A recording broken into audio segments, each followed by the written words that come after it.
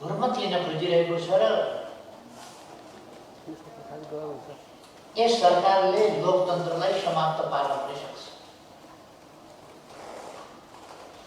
र अहिलेको सरकारको नेतृत्व यस कामका लागि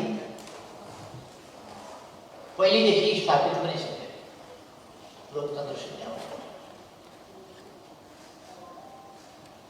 अहिलेको यो तथाकथित गठबन्धनभित्र लोकतन्त्रका लागि हतियार उठाएका, लोकतन्त्रको विरुद्धमा हतियार उठाएका, लोकतन्त्र मास्नका लागि हतियार उठाएका व्यक्ति तत्त्वहरू पनि सामेल छन्। देशलाई नै उक्साउने, भड्काउने त्यस प्रकारका तत्त्वहरू पनि सामेल छन्। यस गठबन्धनभित्र राष्ट्र विखण्डन गर्न चाहने, विभिन्न साम्प्रदायिक विद्वेष उछाल्ने अनेक तत्त्वहरू छन्। यस गठबन्धनभित्र आफ्ना स्वार्थका लागि जे गर्न पनि तयार हुने, कुनै दृष्टिकोणबाट होइन दृष्टिकोणविहीन ढङ्गले चल्ने त्यस प्रकारका तत्त्वहरू पनि सामेल छन्। त्यसकारण यस्ता तत्त्वहरूबाट लोकतन्त्रको रक्षा हुन्छ भन्ने भर पर्न सकिन्छ।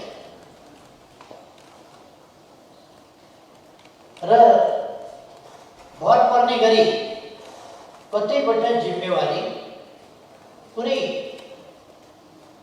सरकारको जिम्मेवारी सुम्पिनु पर्ने ठाउँबाट अहिलेको गठबन्धनलाई जिम्मेवारी सुम्पिएको होइन। यो अध्यादेशबाट के परमादेशबाट, अध्यादेश होइन परमादेशबाट असंवैधानिक ढङ्गले जनताको अभिमतबाट होइन, संसदबाट निर्वाचित भएर होइन, संसदीय प्रक्रियाबाट होइन, परमादेशबाट बनेको सरकार छ। त्यसकारण यसको सार्वभौम सत्ता सम्पन्न जनताको अभिमत प्रति कुनै उत्तरदायित्व पनि छैन। यो परमादेशी, यो कृत्रिम यस्तो सरकार हो। जब यसको उत्पत्ति नै लोकतान्त्रिक विधि प्रक्रियाबाट भएको छैन, लोकतान्त्रिक विधि पद्धति र प्रक्रियालाई या प्रणालीलाई सुदृढ गर्ने, संस्थागत गर्ने र अगाडि बढाउने उद्देश्यका साथ भएको छैन भने त्यसबाट प्रणालीको रक्षाको अपेक्षा कसरी गर्न सकिन्छ? प्रणालीको रक्षा यसै हुँदैन। प्रणालीको रक्षा स्वाभाविक रूपमा प्रक्रियासँग जोडिएको हुन्छ। यदि लोकतान्त्रिक प्रक्रियाबाट, लोकतान्त्रिक विधिबाट सञ्चालन गरिएन भने लोकतान्त्रिक प्रणाली कमजोर हुन्छ, प्रणाली धरापमा पर्छ र अन्ततः समाप्त हुन सक्छ। हामी सजग हुनुपर्ने कुरा यसमा छ। हामी प्रतिपक्षमा गयौँ ठुलो कुरा होइन, हाम्रो पार्टी फुटाइयो पनि धेरै ठुलो कुरा होइन। हामी त फेरि विस्तार गरिहाल्छौँ। हिजो टुक्रा टुक्रामा भएको पार्टीलाई हामीले पार्टी निर्माण गरेर एकता गरेर यसरी अगाडि बढाएका छौँ भने त्यो पनि आवधिक कुरा, तात्कालिक कुरा। एउटा अध्यादेश आयो, हाम्रा विरुद्ध षड्यन्त्र हो। एक ठाउँ होइन, एक मोडमा मात्रै होइन, एउटा घटनामा मात्रै होइन, हाम्रा विरुद्धको षड्यन्त्र एउटा र एकपछि अर्को भएको भइ छ, यी पनि आवधिक। तर यी सबै कता उन्मुख छन् भन्दा लोकतन्त्रलाई भित्रैबाट कमजोर पार्ने, लोकतन्त्रलाई लोकतन्त्रका नर्म्स एन्ड भ्यालुज मूल्य मान्यताहरूबाट कमजोर बनाउने, ती कुराहरूसँग सम्बन्धित छन्।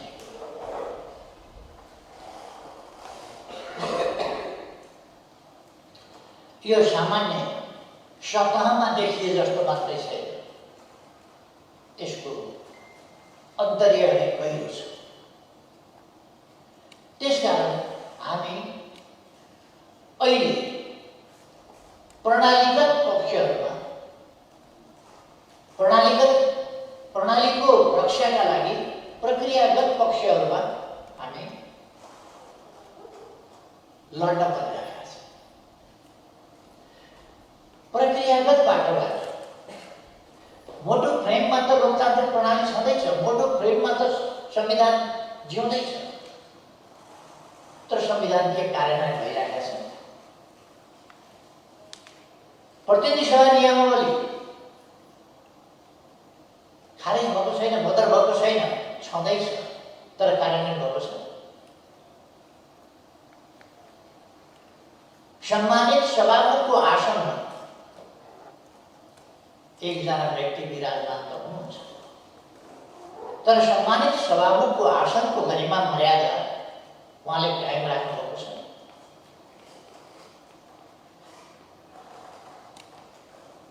प्रश्न ती कुरा हरेकतिर निर्वाचन आयोगले ठिकै छ 22 गतेसम्म दल छाड्ने भनेको फुट्न पाउने अधिकार थियो। यो नयाँ सिलसिला पनि होइन, यो सिलसिला त हामीले अगाडि पनि देखेका छौँ।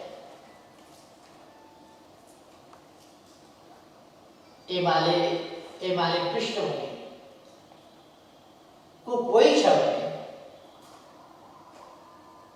उसका विरुद्ध जे पनि गर्न पाइन्छ।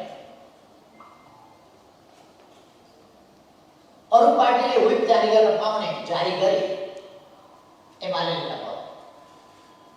अरूको फ्लोर क्रस गर्न नपाइने सोझै निष्कासन, हाम्रा साथीहरू निष्कासनमा परेर प्रतिनिधि सभामा परे, राष्ट्रिय सभामा परे, प्रदेश सभामा परे, अनेक ठाउँमा निष्कासनमा परेका छन् हाम्रा साथीहरू। हामीले निष्कासन गर्दा हाम्रो पार्टीको विरुद्धमा गतिविधि गरेकालाई निष्कासन गर्दा, पार्टीको व्हिप नमानेको, फ्लोर क्रस गरेकोलाई गतिविधि गर्दा कसरी अल्झाइन्छ। अब पार्टी फुटाउनका लागि कस्तो तमासा छ। यो एक ठाउँ मात्रै होइन,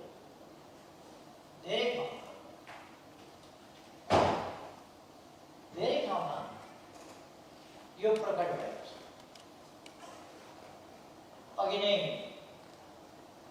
दलको उपनेताले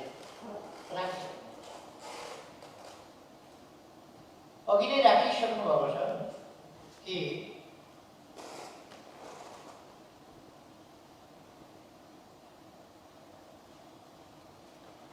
अचानक चल्दा चल्दै षड्यन्त्रपूर्ण ढङ्गले छापामार शैली भनेको गुरिल्ला पारामा अन्तिममा गएर सबै सिद्ध्याएपछि कसैलाई थाहा नदिई अचानक आज रातको 12 बजेबाट स्वतः अन्त्य हुने गरी बैठक स्थगित गर्छु भन्दा सबै छ। यो गप्पे रूपमा छापामार शैलीमा धोकापूर्ण ढङ्गले अब भोलिपल्ट बिहान अध्यादेशबाट आउने भनेको एउटा कानुन हो। कानुन संसदले बनाउने हो। संसद नचलिरहेका, संसद चलेको छैन भने अधिवेशन चलेको छैन भने त्यस्तो बेलामा अधिवेशन चलेको छ र पछिल्लै केही दिन पछिल्लै बैठक बोलाइएको छ भने त्यो बैठक आकस्मिक रूपमा छिटो गर्नु पर्यो भने त्यसलाई अगाडि सार्न सकिन्छ। अगाडि नै सार्नुपर्छ, तर त्यस्तो बेलामा अध्यादेश आउन सक्दैन। बैठक अगाडि सार्नुपर्छ। बैठक चलिरहेकै छ, संसद चलिरहेकै छ, अधिवेशन चालु छ, बैठक चालु छ। त्यस्तो अवस्थामा, चालु भइरहेकै अवस्थामा अचानक मध्यरातमा बन्द गर्ने, भोलि बिहानै कानुन बनाउँदा अध्यादेश जारी गर्दा पनि अध्यादेश जारी गर्नलाई कानुन मन्त्रालयको पनि सहमति चाहिन्छ। यो ठिक छ भनेर कानुनको परामर्श चाहिन्छ। कानुन मन्त्रालय बसेकै छैन। मध्यरातमा अध्यादेश आयो, भोलिपल्ट बिहानै के अरे मध्यरातमा अधिवेशन अन्त्य भयो, भोलिपल्ट बिहानै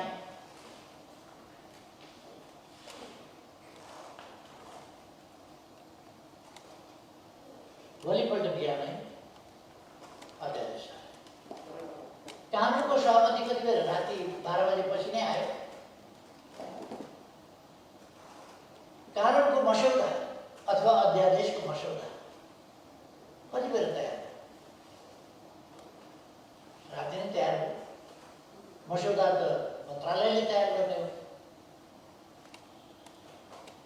मस्यौदा तयार हुने भनेको बुढा नीलकण्ठमा होइन, मस्यौदा तयार हुने भनेको कोटेश्वरमा होइन, मस्यौदा तयार हुने कुमलटारमा होइन, मन्त्रालयमा हो। मन्त्रालय त बसेकै छैन त राति। अध्यादेश बस्नु सिफारिस गरी अत्यन्तै कपटपूर्ण कसरी सिफारिस गरियो? 35% गर्ने पुग्दैन। कति भए चाहिँ पुग्छ? हिसाब गर्दैछु, भन्दैछु, खाता ल्याएको छ, हिसाब गरेको छ, यतिजना पुग्छ। यो अलिक भरपर्दो छैन, यो अलिक विश्वासिलो छैन, यो अलिक ढिला सुस्ती छ। यसो गरेपछि यति चाहिँ कमसेकम पुग्छ। 25% गर्ने। 25% भएपछि राखे पनि हुन्छ। अलिक पछि रमा मस्यौदा भइसक्यो। मस्यौदा रमा संशोधन भएको भइ गरेको छ। त्यहाँ मस्यौदा रमा आयो, र पनि नहुन सक्छ। त्यसर्थ अनि रका ठाउँमा वा भयो। अथवा कानुन कस्तो बेलामा कानुन बन्ने नै संसदबाट देशलाई, जनतालाई आकस्मिक परेको कुरामा कानुनमा संशोधन गर्न पर्यो भने, जस्तो हामीले ल्याएका 3 वर्षदेखि नागरिकता विधेयक समितिमा लगेर लट्काइराख्ने 3 वर्षदेखि समितिमा विधेयक छ। नागरिकका सन्तानले नागरिकता प्राप्त गरेका छैन। संविधानले यस्तोले नागरिकता पाउँछ भन्छ। संविधान कानुनको अभावमा संविधान कार्यान्वयन हुन सकेका छैन। जनता समस्याग्रस्त छ। अधिवेशन चलेका छैन। चले पनि समितिबाट आउन दिँदैन। समितिबाट त्यो रोकिएको छ, किनभने सरकारलाई असफल देखाउने बदनियतका साथ समितिमा लड्काइएको छ 3 वर्ष। त्यसो भए अधिवेशन नचलेका बेला हामीले अध्यादेश ल्याउनु परेको थियो। नागरिकका समस्या समाधान गर्न जरुरी भएको र संसद पर्खिँदा पनि धेरै लामो समय लाग्ने, लामो समय प्रतीक्षा गर्न सक्दैन। अनि अदालत संविधानमा जे छ त्यही अध्यादेश, त्यही कुरा कानुनको रूपमा अध्यादेशबाट जारी गरिएको छ। मैले एमाले जारी गरेकै हुनाले चाहिँ हुँदैन भनेको त भन्न अलिकति उपयुक्त नहोला। अरू कुनै कारणै छैन त्यो अध्यादेश बदल गर्नु। अध्यादेश संवैधानिक कुरा हो, असंवैधानिक हो। तर कति बेर ल्याउने, कस्तो विषयमा ल्याउने? अधिवेशन नचलिरहेका बेला, संसदको अधिवेशन नचलिरहेका बेला आकस्मिक रूपमा केही जरुरी पर्यो देशको जनताका लागि भने अध्यादेश आउन सक्छ, तत्काल जरुरी परेका कुरा। र यति महत्त्व संसदलाई दिएको छ कि संसद चलेको पहिल्यै दिन त्यसलाई पेश गर्नुपर्छ र तत्काल गर्नुपर्छ। यहाँ के आवश्यकता परेको थियो? त्यस्तो आकस्मिकता के परेको थियो? जरुरी के परेको थियो? जरुरी के परेको रहेछ भने नेकपा एमाले प्रमुख प्रतिपक्षी पार्टी फुटाउनका लागि अपराधी गठबन्धनलाई जरुरी परेको रहेछ। यो अपराधी गठबन्धन असंसदीय अलोकतान्त्रिक गठबन्धन, यसलाई एमाले पार्टी फुटाउनका लागि जरुरी परेको रहेछ। त्यसै कारण कपटपूर्ण ढङ्गले राति अधिवेशन अन्त्य गरेर बिहान मन्त्री परिषद बसेर अध्यादेश पठाउँछ। अब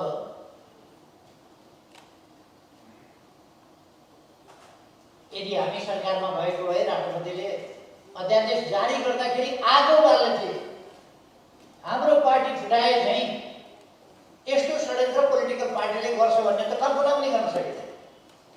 कल्पना गर्न सकिँदैन यस्तो अध्यादेश, यस्तो कपट, यस्तो अराजनीतिक ढङ्गले राजनीतिक पार्टी फुटाउने षड्यन्त्र गरिन्छ।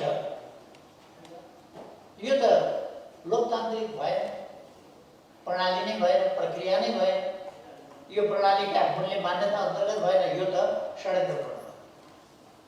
त्यसर्थ यो बिल्कुल गलत ढङ्गले आयो। गलत ढङ्गले आयो कसरी? फेरि हामीले साउन 25 गते निष्कासन गरेका 14 जना जो लामो समयदेखि पार्टीभित्र गुटबन्दी, अस्वस्थता र पार्टी विरोधी गतिविधिमा संलग्न थिए र पार्टी फुटाउने प्रयास, त्यो पार्टी फुटाउने प्रयास पनि उनीहरू लगातार गरिरहेका। समानान्तर कमिटीहरू गठन गर्ने देखि लिएर पार्टी फुटाउनका लागि राष्ट्रिय भेला गर्ने, जनवर्गीय सङ्गठनहरू गर्ने, तिनको पुनर्गठन गर्ने आदि कामहरू गरे। चैत 4-5 गतेका बेलामै टी पार्टी डिक्लेयर गर्ने भन्ने कुरा थियो। केही साथीहरूले मान्नु भएन। त्यसो नगर, पार्टी फुटाउनु हुँदैन भनेपछि पार्टी त्यतिखेरै फुटको घोषणा गर्न नसक्यो। नत्र भने त्यसै बेला फुटको घोषणा गर्नका लागि नै त्यो राष्ट्रिय भेला बोलाइएको थियो। त्यस्ता व्यक्तिहरू जसले पार्टीका विरुद्ध लामो समयदेखि पार्टी विरोधी गतिविधि आएका छन् र असाधारण, वास्तवमा भन्यो भने अपराधिक गतिविधि नै हो। पार्टी फोड्ने गतिविधि कुनै प्रशंसनीय गतिविधि होइन, पुण्य कार्य होइन, त्यो एउटा अपराधिक गतिविधि हो। त्यो लोकतान्त्रिक आन्दोलन, प्रगतिवादी आन्दोलन, वामपन्थी आन्दोलन, कम्युनिस्ट आन्दोलन, जनआन्दोलनलाई नोक्सान पुर्याउने षड्यन्त्रको हो। त्यसकारण त्यसलाई हामीले अस्वीकार गर्नुपर्थ्यो र त्यसलाई रोकथाम गर्नुपर्थ्यो र त्यस्ता क्रियाकलापमा संलग्न व्यक्तिहरूलाई हामीले सहनु सक्छौँ। अनेकपल्ट स्पष्टीकरण सहनु सक्छौँ र सहने सीमा लागेपछि हामीले स्पष्टीकरण सोधेर निष्कासन गरेर निष्कासन गर्ने, पार्टी सदस्यता दिने, पार्टीका कामको इभ्यालुएसन गर्ने, पार्टीलाई अनुशासित राख्ने, पार्टी सङ्गठन विस्तार गर्ने, कमिटीहरूका पुनर्गठन गर्ने, पार्टी सदस्यलाई विधान बमोजिम कारवाही गर्ने पार्टीको अधिकारको कुरा हो। यो कुनै अरूले हेर्ने विषय हो। अघि नै कुरा आइसक्यो, सभामुखले त सूचना ट्रान्स गर्नेसम्म हो, विचाराधीन राख्ने। सर्वोच्च अदालत पनि सभामुखले विचाराधीन मानिने अदालत विचाराधीन छ। कहाँको विचाराधीन? आफैले पहिले विपक्षका सांसद निकाल्न ढोकाबाट पत्र समातेर लगेर पार्टीमा टाँस्ने गरे होइन। अनि हाम्रो पार्टीका सांसद निकालिँदा या अर्को पार्टीका विपक्षीका सांसद निकालेर ढोकाबाट समातेर पत्र लगेर पार्टीमा टाँस्ने। हाम्रो पार्टीले विधिवत, यो सिलसिला सबैलाई थाहा छ, पार्टीको अधिकारको कुरा हो, विधिसम्म ढङ्गले कारवाही गर्ने, त्यसलाई अनादर गरेर त्यसमाथि विचार विमर्श गर्ने, त्यसमाथि प्रश्नलाई होल्ड गरेर विचाराधीन राख्ने, कानुनको अपव्याख्या गर्ने त्यो अधिकार सभामुखलाई छैन। त्यसकारण सभामुखको यादरी सभामुखको भूमिका प्रमुख प्रतिपक्ष पार्टी विरुद्ध, नेकपा एमाले विरुद्ध गठबन्धनको पक्षधर र गठबन्धनको षड्यन्त्रको मतियार, एमाले विरोधी षड्यन्त्रको मतियारको भूमिका सभामुखको देखिन्छ। षड्यन्त्रमा संलग्न हुनुहुन्छ र उहाँको टेबलबाट षड्यन्त्र गर्छ, सभामुखको टेबलबाट षड्यन्त्र गर्छ। सभामुखले सूचना टाँस गर्नुपर्ने, साउन 25 गते निष्कासन गरेका व्यक्तिहरूको भदौ 1 गते सूचना दिइसकेपछि त्यसभन्दा पछि निष्कासित गरिएका मान्छे त पार्टी खोल्न गयो। निष्कासित गरिएका मान्छे निष्कासनको सूचना नटाँस्ने, हामी सांसदै हौँ, हामी एमालेका कार्यकर्तै हौँ भनेर पार्टी विभाजनको घोषणा गर्न जाने निष्कासित मान्छेले विभाजन गर्न पाउँछ। हाम्रो पार्टीको जो सदस्य छैन उसले हाम्रो पार्टी कसरी विभाजन गर्न पाउँछ? हाम्रो सदस्य नै नभएको मान्छेले, हाम्रो सांसदै नभएको मान्छेले कसरी हाम्रो संसदीय दल विभाजन गर्छ? कसरी हाम्रो पार्टी विभाजन गर्छ? जो हाम्रो सांसदै होइन, हामीले निष्कासन गरिसकेका छौँ साउन 25 गते, त्यो कुरा समयमै सभामुखलाई हामीले जानकारी गरेका छौँ। अब कसरी तिनै मान्छे पार्टी भित्राउन कसरी गए? जो हाम्रो सदस्य नै छैन। पोहोर भएका सदस्य अहिले मानेर पार्टी भित्राउन पाइन्छ। अघिल्लो महिना भएका सदस्य, अघिल्लो महिना 24 गतेसम्म भएका सदस्य, पछिल्लो महिनाको 9 गते 25 गते निकालेका मान्छेहरू सामेल गरेर तिनै मान्छेको निवेदनमा निकाल्न पाइन्छ, के दर्ता गर्न पाइन्छ पार्टी। सभामुख कोही ठेल गरेर राख्ने, रोकेर राख्ने विचाराधीन। निर्वाचन आयोग उसँग 45 दिनको समय छ। त्यति समय हुँदाहुँदै 45 दिनको समय हुँदाहुँदै 1 हप्ता भित्रै उसले एक हप्ता भित्रै निर्णय किन गर्नु पर्यो भने 15 दिन भित्रमा त कुनै हालतमा नाकेका चालले सभामुखले सूचना पार्टीमा टाँस्नुपर्छ। त्यसकारण त्यो 15 दिन भित्रै टाँस्नका लागि त्यो दर्ता गर्नका लागि 15 दिन भित्र उसले नटाँस्ने, 15 दिन भित्रै निर्वाचन आयोगले दर्ता गर्ने। यो तमासा, यो तमासा हेरेर बस्ने हो भने एमाले नामको बाघका जुगा बिरालोले पनि उठेछ। त्यसले आएर पनि यही तमासा हेरेर बस्ने। त्यसकारण यो सामान्य कुरा हो। यसको सम्बन्ध आज हाम्रो पार्टीसँग मात्रै होइन, मैले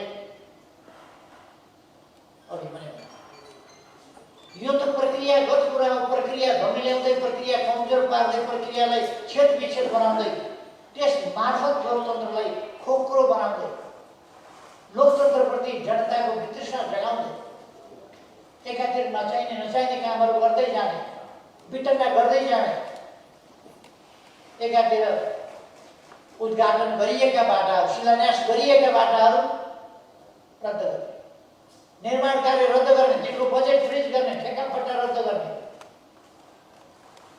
भूमि आयोग रद्द गर्ने, सुकुम्बासी र भूमिहीनहरूका समस्या समाधान गर्न नदिने, राष्ट्रियताको सवालमा उता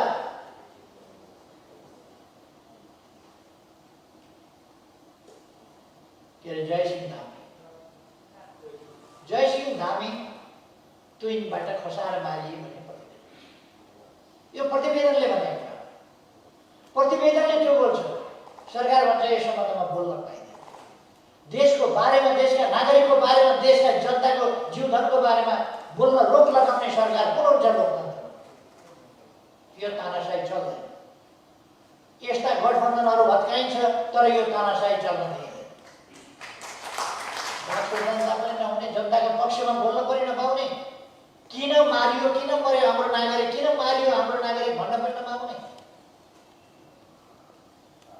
अनि हाम्रो भूमिमाथि हेलिकप्टर आउँछ भनेर हेलिकप्टर आए, हाम्रो भूमि अतिक्रमण भयो, अनावश्यक ढङ्गले मिलिट्री हेलिकप्टरहरू हाम्रो भूमिमाथि मन्डराइरहेका छन्। कारण के हो भन्दा सरकार काममा तेह्र वर्ष नबोल्नु भन्छ, यसमा नबोल्नु भन्छ। यस्ता खालका कामहरू गर्दै जान्छ, विकास निर्माण रोक्दै जान्छ, बजेट रोक्दै जान्छ, मान्छे निष्कासन गर्दै जान्छ, राजनीतिक नियुक्ति भनेर निष्कासन गर्दै जान्छ, प्रक्रिया सम्पूर्ण ढङ्गले आएका मान्छेहरू निष्कासन गर्दै जान्छ, यस्ता कामहरू गर्दै जान्छ। अनि लोकतन्त्रप्रति जनताको विश्वास कसरी हुन्छ? त्यसकारण यी सबै कुरा नजानिकन बेढली चालले भएका छन् जस्तो मलाई लाग्छ। यो जानी बुझिकन लोकतन्त्रलाई खोक्रो बनाउने, लोकतन्त्रलाई जनताको नजरबाट गिराउने यस्तै कामहरू हुँदै गएपछि कुनै पनि बेला कुनै पनि उपद्रव, कुनै पनि अस्तव्यस्तता देशमा सुरु हुन सक्छ। कुनै पनि प्रकारको अस्तव्यस्तता देशमा सुरु हुन सक्छ, किनभने लोकतन्त्रभित्रै त्यो अस्तव्यस्तताको भार थाम्न नसक्ने गरी कमजोर भइसकेको हुन्छ। त्यसकारण हामी समयमै सजग हुनुपर्दछ। प्रक्रियागत देखिने प्रणाली त छँदैछ भनेर बस्यौँ भने प्रणाली कुनै समय बेरलामपूर्ण हुन सक्छ। यदि प्रक्रियागत ढङ्गले त्यसलाई मजबुत पार्ने होइन, त्यसलाई कमजोर पार्ने दिशामा यदि गयो भने, त्यसकारण म मान्य गर्न चाहन्छु। यतिखेर हामी हरेक प्रश्नमा प्रक्रियागत तहमै हुँदा भित्रभित्रै जरा काट्ने भन्छ नि, लडिसकेको त छैन नि भनेर के हुन्छ? जरा चाहिँ सिधै दिइसकेपछि त जरा काटिदिएपछि के हुन्छ? ढल्दै ढलिहाल्छ। त्यसकारण हामीले जरा काट्नै बन्द गराउनु, जरा काट्न बन्द गराउने भनेको निर्वाचन आयोगले पार्टी खुलाउन नक्कली नाम पनि लिएको छ। उसलाई थाहा छैन त्यहाँबाट 25 गते साउनमा निकालेका मान्छेहरू 1 गते हामीलाई सूचना चाहिँ दिएको छ, तर बिचरा छ मान्छे निकालिएको त निर्वाचन आयोगले बताएको छ नि। निकालिएका छन् मान्छे भन्ने थाहा भइसकेपछि निर्वाचन आयोगले दर्ता कसरी गर्यो? विचाराधीन भन्यो भने विचाराधीन रहन सक्छ कि सक्दैन भन्ने निर्वाचन आयोगले हेर्न सक्दैन। अर्को कुरो, निर्वाचन आयोगले परामर्श गर्न सक्दैन, कुनै परामर्श गर्दैन, हामीसँग कुनै परामर्श गर्दैन। अझ निर्वाचन आयोग के गर्छ? हरेक व्यक्तिका नयाँ पार्टीमा सामेल हुने म्याद यतिसम्म छ, 22 गतेसम्म फुत्केला उम्केला त्यो म्याद गइहाल्यो भनेर हरेक व्यक्तिलाई जानकारी दिन्छ। हरेक व्यक्तिलाई निर्वाचन आयोगले सूचना जारी गर्ने हो कि हरेक व्यक्तिलाई निर्वाचन आयोग जिल्लामा गएर यो गरेर निर्वाचन आयोगले भने 22 गतेसम्म छ, केन्द्रबाट लेख्छ जिल्ला निर्वाचन आयोगलाई 22 गतेसम्म सूचना भएको कुरा स्थानीय तहका सबै जनप्रतिनिधिलाई जानकारी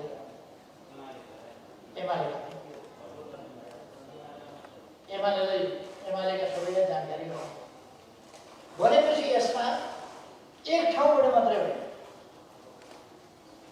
एक ठाउँबाट मात्रै होइन, सबैतिरबाट नेकपा एमालेमाथि सेटिङ साथको प्रहार देखिन्छ। यो कुरासँग एमाले घर बढाउने होइन। नेकपा एमाले राणा शासनको समयमा खुलेर आएको नेकपाको विरासत बोकेको, त्यसको मूल प्रतिनिधिको रूपमा र आज प्रतिक्रियावाद विरुद्धको अग्रगामी लडाईँको अभिभावक कारमा बोकेको यो पार्टी कसैसँग फर्किने तर्सिने होइन। त्यसको सामना गरेर अगाडि बढ्छ भन्ने कुरा हामीले चाहिँ यस्तो अवस्थामा हामी दुईटा प्रश्न हाम्रा अगाडि, तीनटा ज्वलन्त महत्त्वका छन्।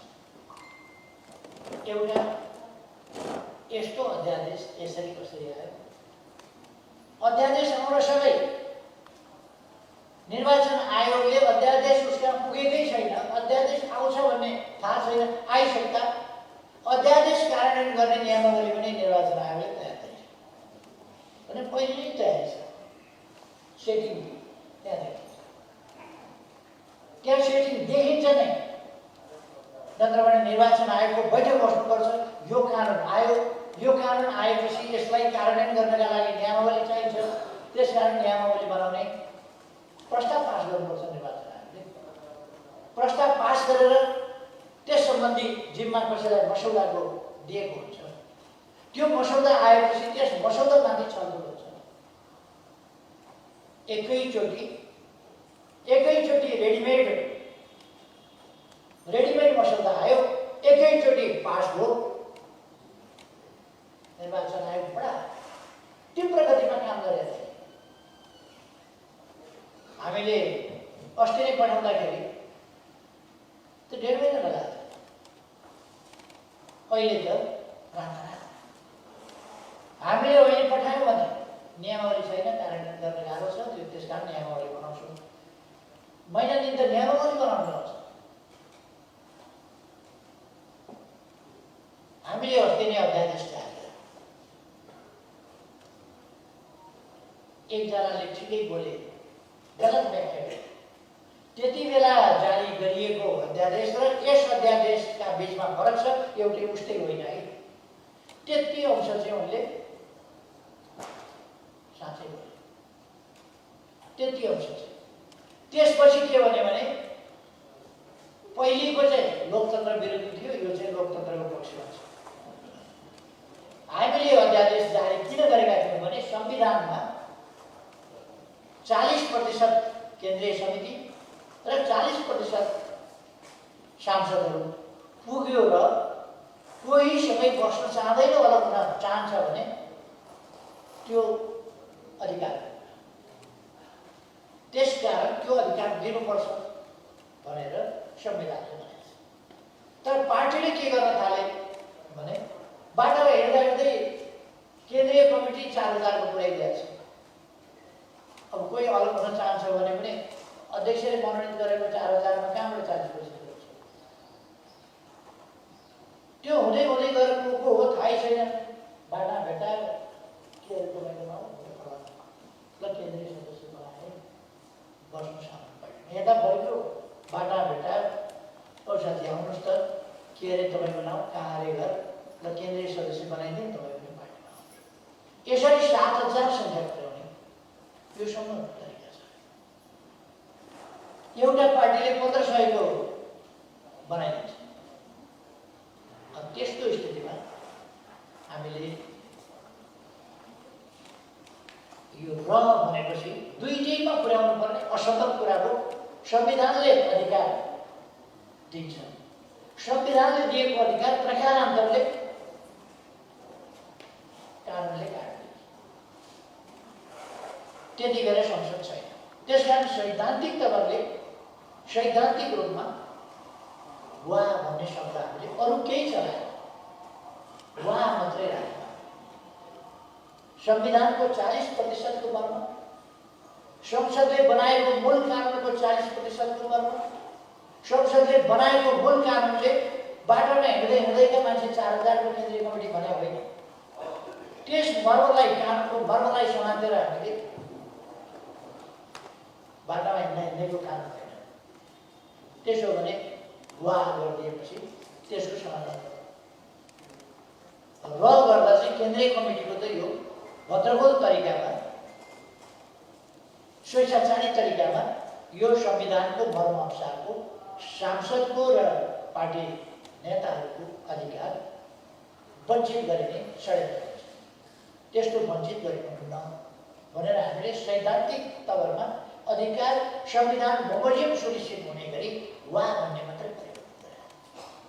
त्यसमा यिनै व्यक्तिहरू अहिले पार्टी फुटाएर हाम्रो पार्टीका सदस्य नभए पनि हुँ हुँदै, यो त कृत्य काम हो।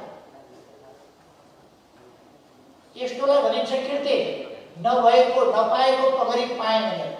हाम्रो दलको सदस्य होइन, हाम्रो दलको सदस्य हो भनेर सही गरेको छ, कृत्य काम हो। हाम्रो दलको केन्द्रीय नेता होइन, हो भनेर सदस्य गरेको छ, कृत्य काम होइन। यस्ता कृत्य काम गरेर निर्वाचन आयोगमा गएको छ र यस्तो कुराहरूको हामी विरोध गर्छौँ। यस कुरामा सभामुखको सम्मानित पद, त्यस आसनको अत्यन्त अपमान, त्यस पदको अत्यन्तै अपमान गर्दै, त्यसको मर्यादाको खिल्ली उडाउँदै एउटा विशेषको कार्यकर्ता, एउटा गठबन्धनको कार्यकर्ताको रूपमा र प्रमुख प्रतिपक्ष पार्टीको विरोधीको रूपमा तोकेर भन्ने हो भने नेकपा एमालेको विरोधीको रूपमा एमालेसँग शत्रुता गरेर एमाले पार्टी फुटाउनका लागि अमर्यादित, असंवैधानिक, गैर कानुनी काम गर्ने मान्छे सभामुखको घोषणा। अब त्यस्तो मान्छेलाई सभामुख मानेर सभामा हामी कुरो कसरी चलाउने भन्ने गम्भीर प्रश्न होइन। जो एमाले सिद्ध्याउन खोज्छ उसलाई निष्पक्ष, तपाईँ पदको गरिमा अनुसारै हुनुहुन्छ, निष्पक्ष हुनुहुन्छ, तपाईँको निष्पक्षतामा सभामुख मानेर चल्नु भनेको निष्पक्षतामा हामी विश्वास छौँ भने हुन्छ। जब हामीलाई सिद्ध्याउन खोजिरहेका छ भने जानिकन हामी निष्पक्षतामा विश्वास कसरी गर्न सक्छौँ? त्यसकारण हामी सभामुखका एमाले विरोधी, प्रतिनिधि सभा नियमावली विरोधी, संसदीय प्रचलन विरोधी, ती कुराको कारणले सभामुखको निष्पक्षता रहेन, निष्पक्ष रहनुपर्ने भूमिका रहेन, गठबन्धनको पक्षधर रह्यो, एमाले विरोधी प्रष्ट रूपमा एमाले विरोधी भूमिका रह्यो, एमाले फोड्ने षड्यन्त्रमा सरिक भएको र आफ्नो पाटोबाट महत्त्वपूर्ण भूमिका खेलेको देखियो। यसकारण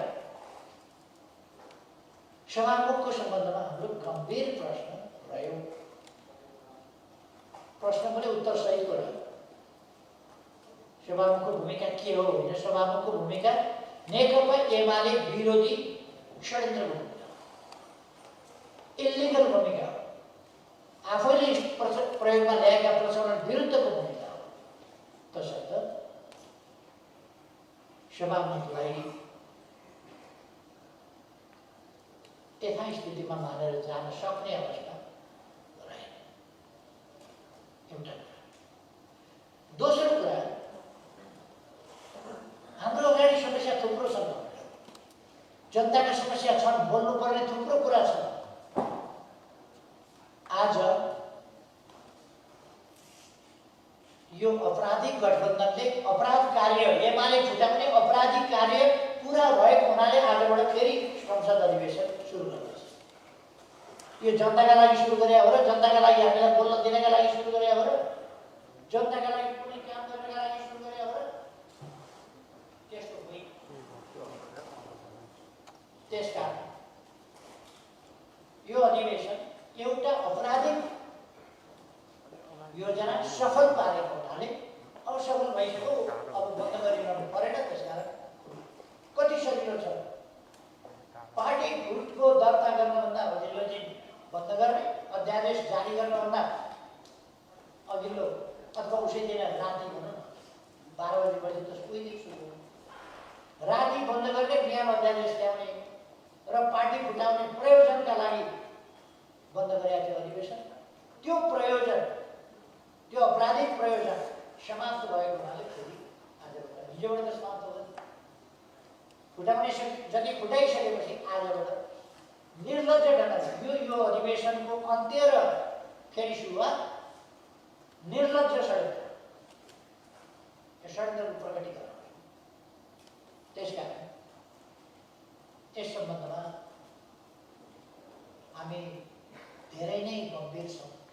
यो यतिमै टुङ्गिने होइन, यो लोकतन्त्रको भविष्यसँग जोडिएको छ। त्यसकारण हामी बढ्ता गम्भीर छौँ र यही पोइन्टबाट हामीले सच्याएर जानुपर्छ, होइन भने लोकतन्त्र टिकाउन गाह्रो छ। यसै गरी भत्काउँदै लान्छ र सिध्याउँदै लान्छ। अर्को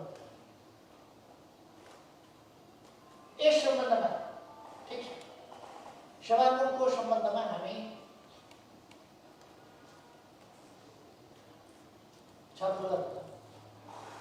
किन तपाईँले यसो गर्नुको भनेर प्रश्न सोध्नुला, उहाँको स्पष्टीकरण पनि सुन्नुला, चित्त बुझ्छ बुझ्दैन विचार गर्नुला, त्यो पनि विचार गर्न सकिन्छ। तर प्रतिनिधि सभा नियमावलीले, राष्ट्रिय सभा नियमावलीले के भन्छ भने गैर सांसदको उपस्थितिमा संसद चल्न सक्छ। यदि आज हामीले साउन 25 गते नै निष्कासन गरिसकेका व्यक्तिहरू संसदको बैठकमा उपस्थित हुन्छन् भने गैर सांसदको उपस्थितिमा संसद चल्दा हामी कसरी सल्लाह गर्न सक्छौँ? मिल्छ? हामीले कानुन तोड्न मिल्छ? गैर सांसदको उपस्थिति हामी देखिरहेका छौँ। गैर सांसद आएर बजेटमा लोगो लगाएर, लोगो किन खोज्दैनन् सभामुखले? अनि हामी हेर्नुहोस्, गैर सांसद ढोकाबाट फर्काइन्छ कि फर्काइँदैन? फर्काइए भने तिनीहरू छैनन्जेलसम्म संसद चल्छ। यो त प्रतिनिधि सभा नियमावली, राष्ट्रिय सभा नियमावलीले स्पष्ट व्यवस्था गरे हो कि हामी आफैले निष्कासन गरेका व्यक्तिहरू निष्कासित होइनन् भनेर हामी मान्छौँ? निष्कासित होइनन्, हामीले निष्कासन गरेका मान्छे, हाम्रो अधिकारको कुरा हो। हामीले प्रक्रियासम्म ढङ्गले, हामीले विधिसम्म ढङ्गले, विधानसम्म ढङ्गले निष्कासन गरेका छौँ भने साउन 25 गते निष्कासित भएका मान्छे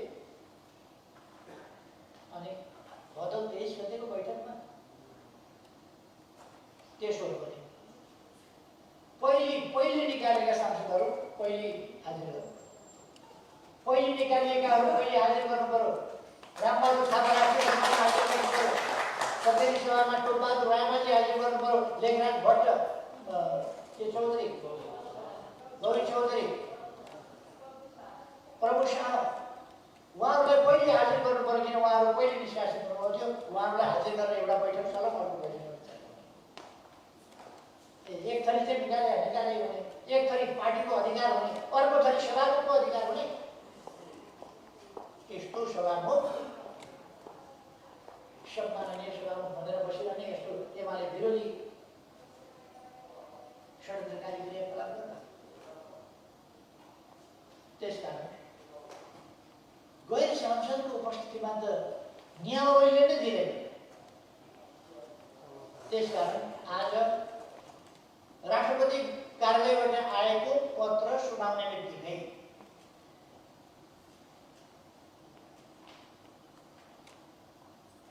हामी सुनाए पनि हुन्छ, नसुनाए पनि हुन्छ, केही छैन। त्यो पत्रै हामीलाई के चाहिएको छ? हामीलाई थाहा छ राष्ट्रपति कहाँ पत्र आएकै होला र त बोलाएको होला। त्यो थाहा भइसकेको कुरा श्रवण किन गर्नु पर्यो? वसन्त श्रवण भन्ने हुन्छ, के श्रवण भन्ने हुन्छ, त्यस्तै कान पवित्र पार्ने कुरा हो। त्यस कारण हामी एउटा गम्भीर राजनीतिक लडाइँ, गम्भीर राजनीतिक लडाइँ र संसद प्रतिक्रियावादीहरूको एकलौटी खेल मैदान बन्न सक्दैन। त्यहाँ जिउँदो नेकपा एमाले हुन्छ। त्यस कारण म साथीहरूलाई आग्रह गर्न चाहन्छु कि एकलौटी खेल मैदान बन्न दिने होइन प्रतिक्रियावादीहरूका हतियार। त्यसर्थ आज मैले भने यदि गैर सांसदको उपस्थिति छ भने कुनै पनि हालतमा गैर कानुनी ढङ्गले सदन त्यो प्रारम्भै हुन्छ। त्यसको अब अरू कुरा हामी यति गम्भीर विषयमा लागिरहेका छौँ भने अरूतिर अहिले ध्यान डाइभर्ट यो पनि त्यो पनि यहाँनिर पहिरो भयो, त्यहाँनिर भत्क्यो, यहाँनिर यसो भयो, यहाँनिर यसो भयो, यस्तो भयो, उस्तो भयो, तेरो भयो भने अनि हामीलाई के भन्ने छ भने जनताका यत्र समस्याको कुरा नगरेर यहाँसँगै प्रणालीको कुरा आउँदैछ, यहाँसँगै लोकतन्त्रको भविष्यको कुरा आउँदैछ, यहाँ देशको अस्तित्वको कुरा आउँदैछ। यहाँ लिम्पियाद्वारा लिम्पू रेखा कालोपानीको सम्बन्धमा बोल्न पाइँदैन भनेर गृह मन्त्रालयले अस्ति नै उर्दी जारी गरेन। हाम्रो राष्ट्रको भूमिको सम्बन्धमा बोल्न नपाइने, हाम्रो नागरिकको जीवनको रक्षाको सम्बन्धमा बोल्न नपाइने कुरा हुन्छ। अफगानिस्तानबाट नागरिकहरूको सुरक्षित ढङ्गले नागरिकहरू फिर्ता ल्याउने र उनीहरूको जीवनको रक्षा गर्ने कुरा बोल्न पनि नपाउने भन्ने हुन्छ। बोल्न पनि नपाउने यो तानाशाह सरकार गरिरहेको। अब हामी अधिनायकवादीलाई अधिनायकवादी भन्न हच्किन्छ, शब्द कडा हुन्छ कि भन्दैन, उसको डन्डी चाहिँ नरम, हाम्रा सडक चाहिँ कडा। उसले सडकमा डन्डी हानिरहेको छ बोल्यो भने हामी चाहिँ शब्द कडा बोलियो, शब्द कडा होइन, हाम्रो व्यवहार पनि कडा हुँदै जान्छ। त्यसकारण म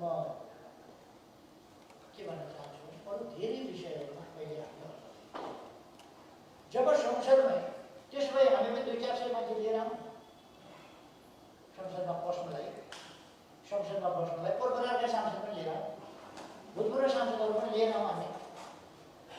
हामीसँग भएको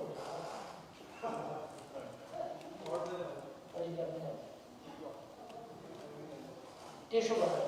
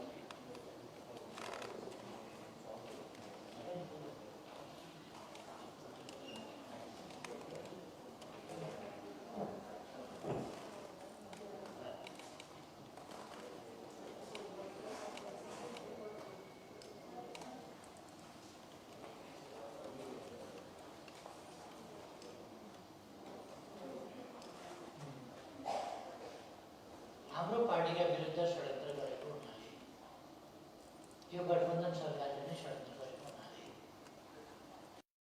र हाम्रो पार्टी छोडेको हुनाले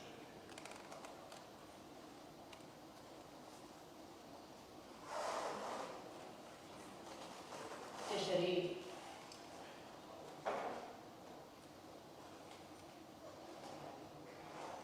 यसरी एउटा सदन चल्ने स्थिति समग्रतामा भन्ने हो भने संसदै चल्ने स्थिति रहेन।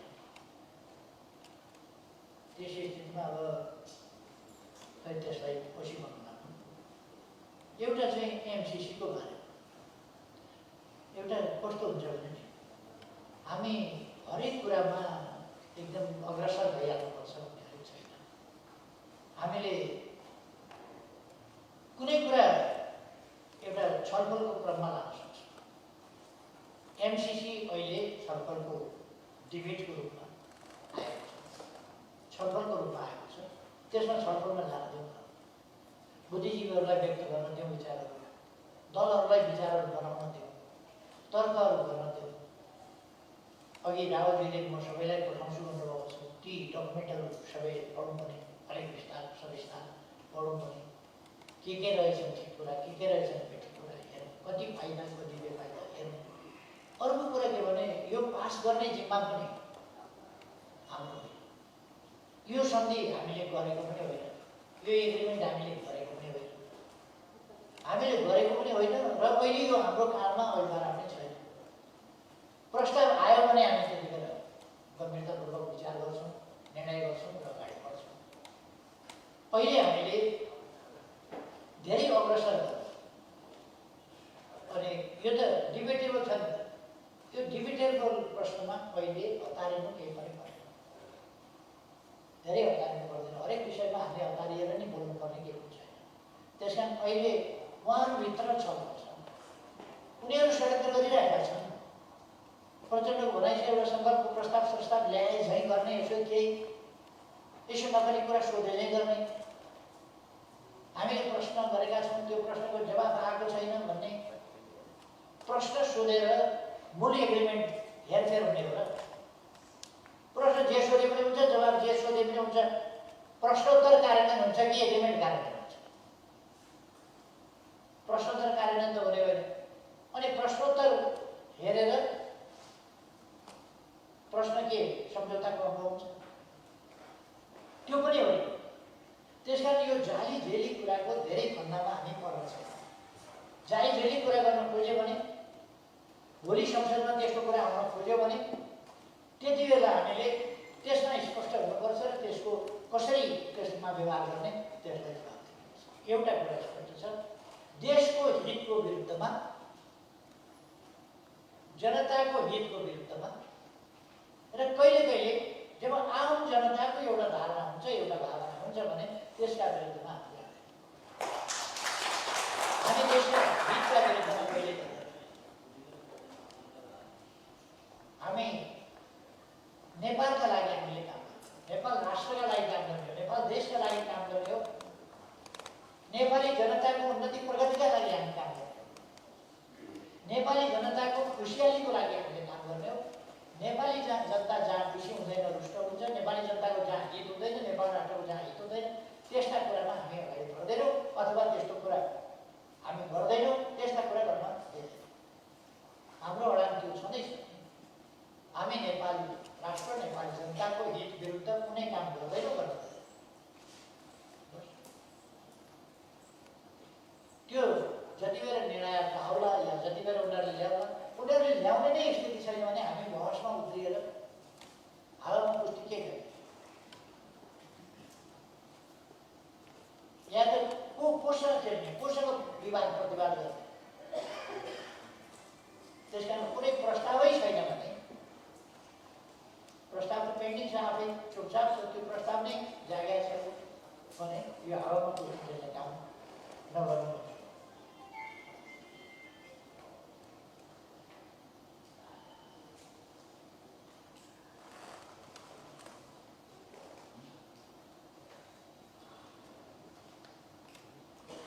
अरू विषयहरू छ थुप्रै, तर यति बेला हामीले अरूतिर ध्यान डाइभर्ट गर्यो भने मुख्य राष्ट्रिय प्रश्नबाट र एमाले विरुद्धको गम्भीर षड्यन्त्र जो हो त्यसबाट ध्यान दिन्छ। हामी अन्य इस्युहरू, बृहत्तर लोकतन्त्र जोगाउने इस्युभन्दा अरू इस्यु, संविधान नियमको संविधान नियमावली कानुन, यिनीहरूको कार्यान्वयनभन्दा अरू विषय अपराधको भण्डाफोर र नियन्त्रणभन्दा अरू विषयतिर अल्पलिन्छौँ र हाम्रो भूमिका झन्झन कमजोर हुँदै जानेछ। हामी भूमिकाविहीन निष्प्रभावी त्यस्तो हुँदै जान्छ। त्यसकारण मैले अघि नै भने एमाले जस्तो पातको जुगा कुनै बिरालोलाई स्यालले निकाल्ने स्थिति उकाल्न पाइँदैन। यस्तो उकाल्न हातै ल्याइसके जुगामा उखेलिसके यस कुरालाई हामीले अन्त्य गर्नुपर्छ र नेकपा एमाले एउटा जीवित सशक्त जनआधारित कहाँ न अभिभावक बोकेको र चुनौती सामना गर्ने हिम्मत राख्ने पार्टी हो भन्ने कुरा हामीले बताउनुपर्छ। अहिले त्यति भने पुग्छ जस्तो मलाई लाग्छ। पुगेन र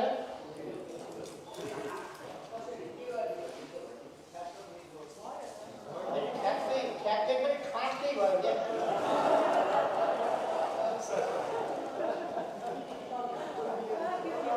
अलिक नरम हो कि क्या हो मेरो?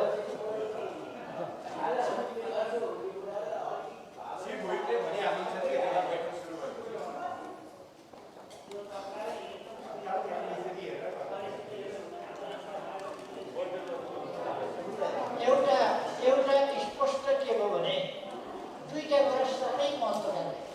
हामीलाई हाम्रो पार्टी छुटाउने प्रयोजनका लागि ल्याएको अध्यादेशमाथि गम्भीर आपत्ति छ, तर त्यो बोल्नै हामीले नपाउने स्थिति छ। किनभने हाम्रो विरुद्ध हाम्रो पार्टी छुटाउने षड्यन्त्रमा संलग्न पदीय मर्यादामा राख्ने सभामुखले सेयर गरिरहेको छ। त्यसकारण त्यहाँ पुग्नै नपाउने अवस्था हाम्रो छ। दुःख त्यो प्रश्न उठाउने ठाउँसम्मै नपुग्ने हाम्रो स्थिति छ। दोस्रो, प्रतिनिधि सभा नियमावली राष्ट्रिय सभा नियमावलीले भन्छ गैर माननीय गैर सांसद उपस्थित भएर चल्दैन।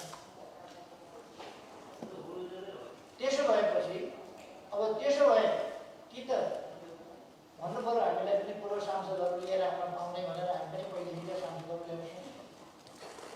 झरप्पै ल्याउँदा पहिलेका सांसदहरू होइन भने यो व्यक्ति गैर कानुनी कुरा चल्दैन।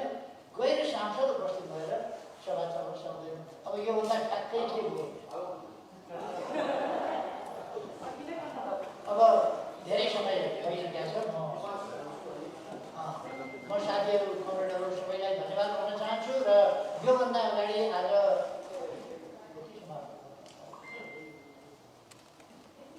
आज